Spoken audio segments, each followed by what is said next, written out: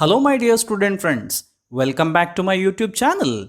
I hope you are regularly watching my videos. It is my humble attempt to create these videos to make the concepts as clear as possible in the minds of the students community. This video is made in two parts. In the first part, we discuss about the rights and obligations of a banker towards his customer, and in the second part, we discuss about the rights and obligations of a customer towards his banker. So, my dear student friends, shall we start?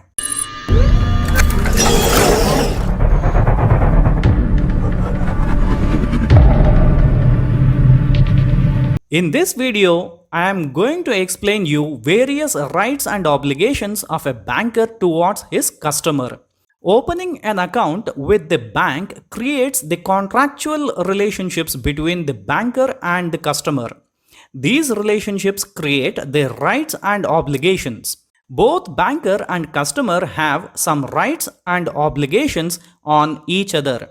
Special relationships confer to all the rights and obligations between banker and customer. For the sake of clarity among students, I explained only 4 rights and obligations of a banker in the previous video and dedicated these parts of the video only for the rights and obligations of banker and customer.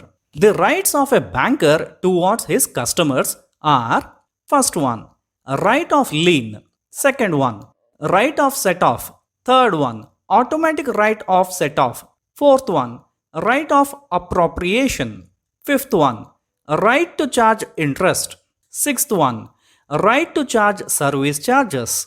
The obligations of banker towards his customers are: first one, obligation to honor checks; second one, obligation to maintain secrecy; third one, obligation to follow customers' instructions; fourth one, obligation to maintain proper records; fifth one, obligation to give notice before closing the account. Let us discuss all these one by one.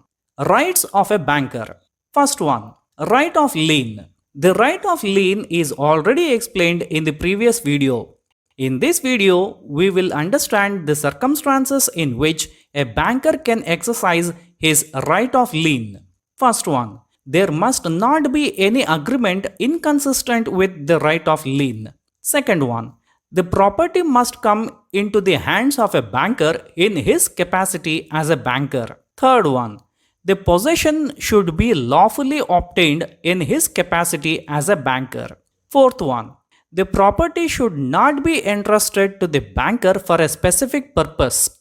Say, for example, if X entrusts the trust deeds in the bank as a trustee, the banker should not exercise his right of lien on these on his default of loan, as it belongs to the trust. Second one, right of set off.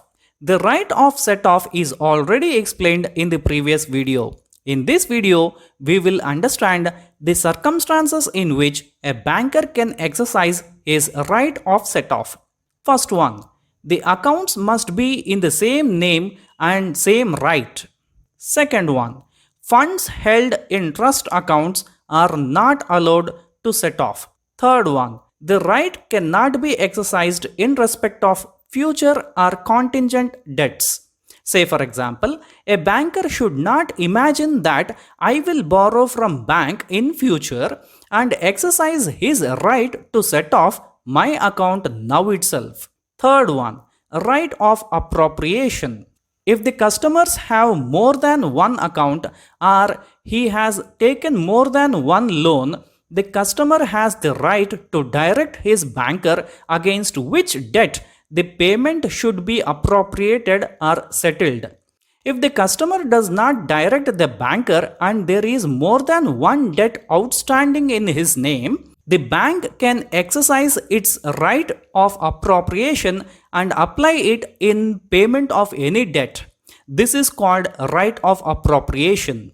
Fourth one, right to charge interest. A banker as a creditor has the implied right to charge interest on the advances granted to the customer. Bankers usually follow the practice of debiting the customer's account periodically with the amount of interest due from the customer. Fifth one, a right to charge service charges. The banker provides so many services to his customer as there is a contractual relationships between both of them. It is his right to charge service charges on all these services rendered to his customer. These are the rights of a banker towards his customer. Now let us discuss about the obligations or duties of a banker towards his customers. First one, obligation to honor checks. It is already explained in the previous video.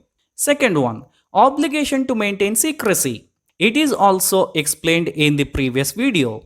Third one, obligation to follow customers' instructions.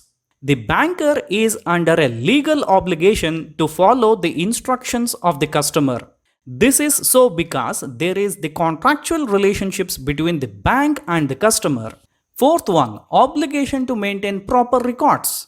The banker is under an obligation to maintain accurate record of all the transactions of the customers made with the bank as it provides the proof of dealings between the banker and customer.